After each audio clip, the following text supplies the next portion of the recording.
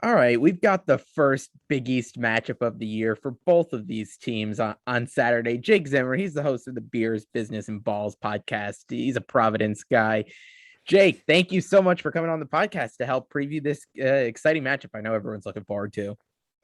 Thanks for having me. I'm sure we'll dive into it, but two fairly even matched teams, both off to roaring hot starts. And I think there's a lot of similarities between these two programs as we get going, but happy to be here. And like we were talking about before we went on, I'm always happy to talk shop about hoops.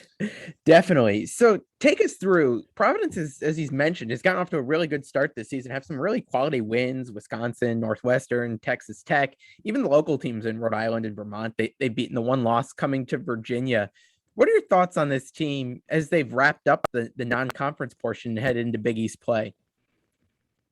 This is a good basketball team. I've struggled to see where, in the past, where Ed Cooley's head has been at with his teams. But this year you can tell, I was sitting watching the Providence and Northwestern game a couple of weeks ago with a good friend, John Fanta, down at the Prudential Center. And he looked at me, he said, Jake, this just looks like an Ed Cooley team.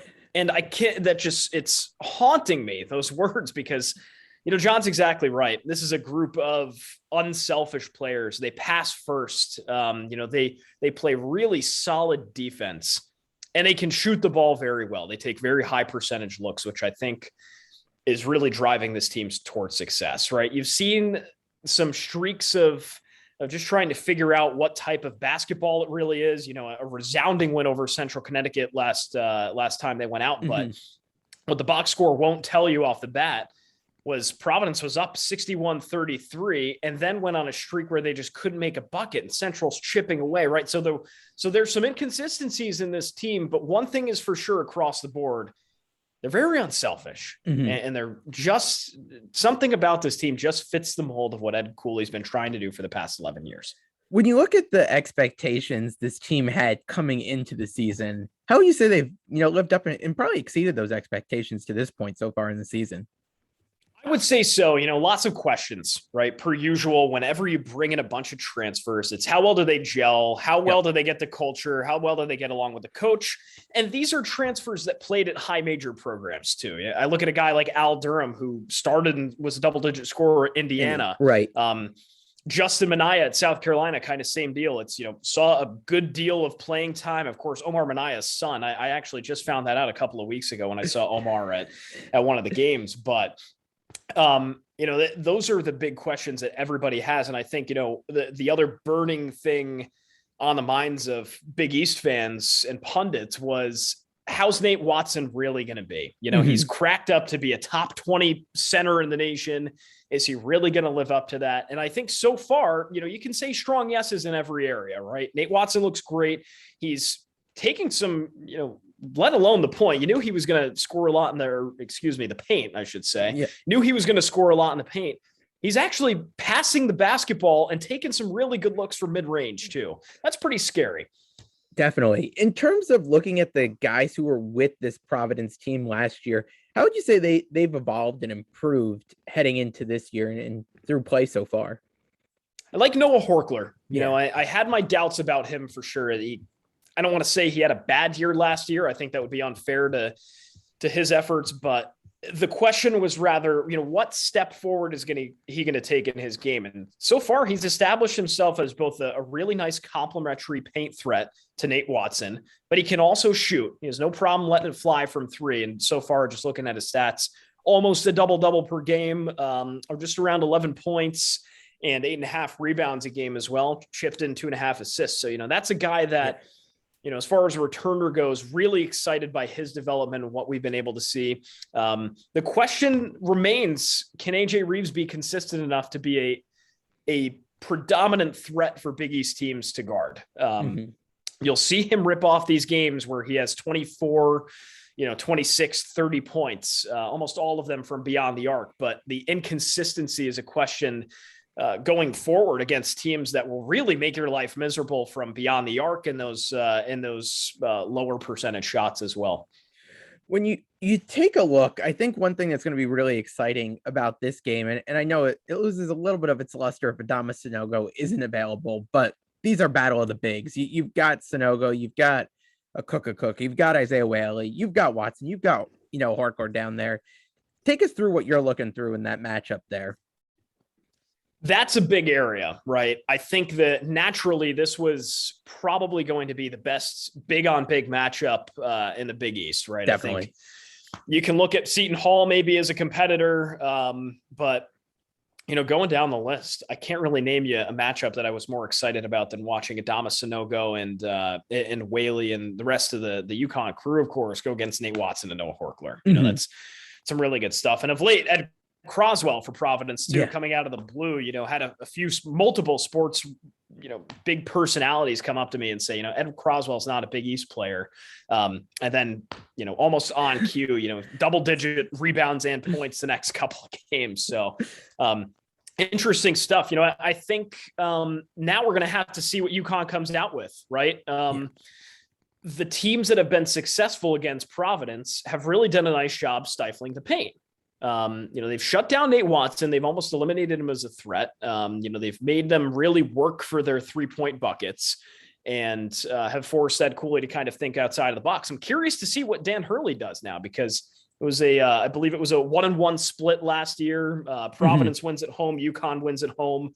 And Dan Hurley seemed to have a really nice game plan to shut down the Friars. I think they're a bit more retooled. However, I think there's a bit more that you have to account for on the court. So, I'm really going to look to see what kind of formations Dan Hurley comes out defensively wise to try to really eliminate the multiple threats here on the court. I think it's going to be interesting because if you look at a matchup they had last week against St. Bonaventure and you look at what they were able to do in kind of neutralizing Osunihi, who I'm sure I butchered how you're supposed to say his name. He's one of the tougher ones in college basketball there. But I think if you could look and they could kind of duplicate that playbook a little bit on Nate Watson, I think it'd go a long way towards them being able to come out on top here. I think so too. And I'm glad you mentioned the St. Bonaventure game for UConn, because I'm looking on paper, the UConn wins are nothing short of great at this point as well. It's they've had a couple of cakewalks, again, who hasn't, but I think the committee's going to look back at that win against Bonaventure and really point to it as, all right, this is, no matter what happens in conference play, this should factor into UConn's resume in some way, because multiple threats, again, I almost eerily reminded of the way Providence plays basketball too. Very good offensive efficiency.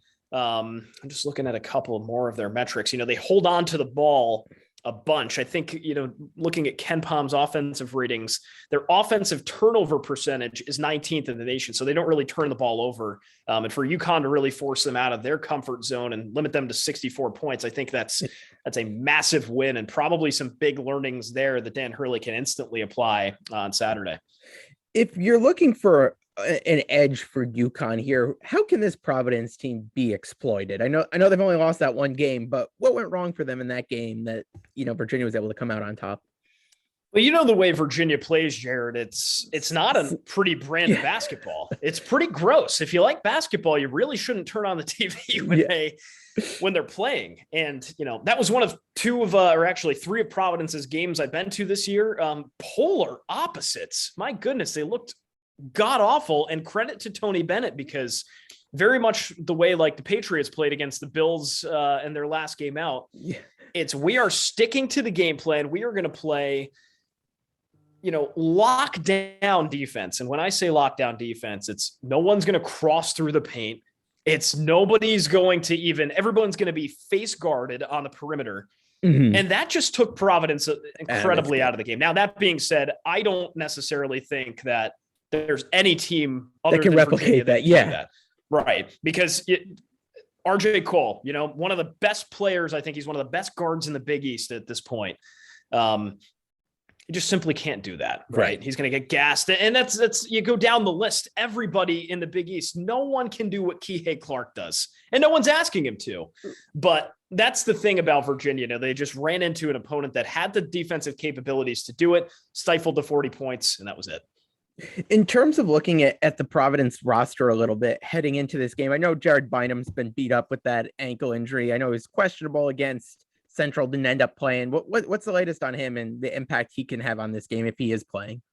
Yeah, the latest Ed Cooley has said he's been getting more basketball activities. Before Central Connecticut, it wasn't really him taking shots, seeing the floor. It was mostly working with the trainer, getting his stamina back ready. So again, it should probably be treated as day to day at this point. Up in the air, honestly, if we see him against UConn, that's the latest from Ed Cooley. But again, when Bynum came to Providence from St. Joe's, the goal was to basically have him hold on to the ball, facilitate the offense, and go from there, right? He's done a pretty good job of it, in my opinion, right? When we've seen him on the floor, generates a lot of offense, good amount of assists. I don't have his statistics year to date in front of me just now, but he's doing what Ed Cooley recruited him to do. Now, that being said, in his absence, we've actually seen Al Durham take a bulk of that on his shoulders. The thing about Al Durham, though, is he can score too. He is a true scoring point guard in the sense that, I'd argue multi-tooled, can shoot, can facilitate, willing passer, but, he's also, he's got the floor marshal skills, which I think, not that there was a lack of it with Jared Bynum, but you just see the tenure and the confidence really exuding through in a player like Al Durham. And that's really what I've been really impressed with him. Who do you think is Ed Cooley's game planning for this on Saturday? Who do you think on this UConn roster keeps him up at night the most? Oh man, that's a really good question. I think that's almost unfair because you look at UConn and I haven't really, this is a really cool time to be a UConn, fan coverage, whatever it is. I think you really haven't had a roster in UConn like what we're seeing this year, right? Definitely. I think agreed. I've been super high on RJ Cole since the second he got to UConn. He's a guy that, a lot of people had doubts about as well. It's how well does his experience, with an HBCU smaller program translate into the Big East. Yeah. And I instantly knew the second I saw him on the floor last year, it's, this guy's really got what it takes. A great shooter. I'd argue above average. And very similar to Al Durham in the sense that, you have the veteran experience, albeit at a smaller program, but they trust him out there, right? Definitely. They trust him to facilitate. Again, willing passer, that creating for others aspect is really huge with RJ Cole. So I think naturally you really have to limit the steps with him, right? You have to throw your best at him defensively. You really got to, I wouldn't necessarily say face guard him, right? But avoid the chances from long distance that he's going to get because statistics are saying he's going to knock him down. So I think that's certainly what is keeping, Ed Cooley on his toes. And then, you go down the list. I mean, Andre Jackson, what a year he's been having so far. I think, he looks comfortable, right? Last year, still a little raw, as I'm sure, he just looks more comfortable out there, which I think is overdue and good to see. Definitely. I think those are two guys that really stick out. Again, you go down the list, Gaffney, Martin, and Jordan Hawkins, of course, as well. Everybody on this UConn team is a threat. But again, I think, if Providence wins this game, it goes down to, all right, they defended the three really well. Their paint defense was good enough to keep them in it with a little bit of a rundown UConn front court. So, I'm really looking at the backcourt as a key area that Ed Cooley's focusing on. I'll wrap with this one. Being up around the Providence area and around the program, what are the feelings of this rivalry really coming back into play? I know last year was a little different with no fans, so it takes a little bit of the heat off of it. But, I know UConn, I think as of yesterday, had 100 seats left for this game. And I'm sure when they follow up and go to the dunk, it's going to be pretty much the same situation heading into that. But what are the thoughts on, from the fan base and around the program of this rivalry getting back on track here? It's a great question. I think there's a certain level to it where, these teams had some battles back in the day, as I'm sure you recall. Definitely. These were you can call them two Big East blue buds almost, right? But, I had the very unique opportunity last year to be one of a select few in the buildings for a good chunk of Providence games, some as the PA announcer, some as just being in the building. But UConn was the first game that I had the opportunity to do. That was back in February of 2021. And, even without the fans, you saw Dan Hurley yelling at the other side of the bench. You saw Ed Cooley, get pretty pissed off at some of the things UConn was doing. This is back. This is a rivalry. And, if anyone had any doubts, this is here for good. This is a revitalized rivalry here in the Big East. And again, these are two Big East teams that can really finish anywhere from 1 to 5, 1 to 6, right? Mm-hmm. I think, if you see these teams 1 and 2 at the end of the year, you shouldn't really be that surprised. Of course, the natural inclination to say, well, what happened to Villanova? What happened to Seton Hall? Right. But it's one of those where, if these teams are, in that top tier, or not in that top tier, I should say, something's gone wrong. So I'm really, really excited to see this rivalry get rejuvenated. I lied. I've got one more. When the rankings came out this week, I know rankings are kind of meaningless at this point. Were you surprised to not see Providence in there? It's not that I wasn't surprised to not see Providence. I think I was surprised on who I saw above them receiving votes. Mm-hmm. Texas Tech at 25. I'm not really sure what the committee's thinking there. Yeah. Texas Tech, listen, they've got a good program. They've had a marquee win over Tennessee. To see Providence's resume kind of get stiffed out, and then Wisconsin above them, right? It was these Texas two Tech teams 25. they've beaten head to head. Right. Wisconsin underneath. I think they received, votes in the hundreds. And then North Carolina, they are what they are this year. I think they still have some questions. Then Providence afterwards. I'm not so sure about that. I think the committee might be hesitant there's got to be a little bit of bias to leave the Big East, maybe not having 5 teams in the rankings. I don't know what it is, right? But I think there needs to be a bit more love. Some collusion amongst the voters. Not accusing anyone of anything, but if it so happened that it came out, I wouldn't be surprised.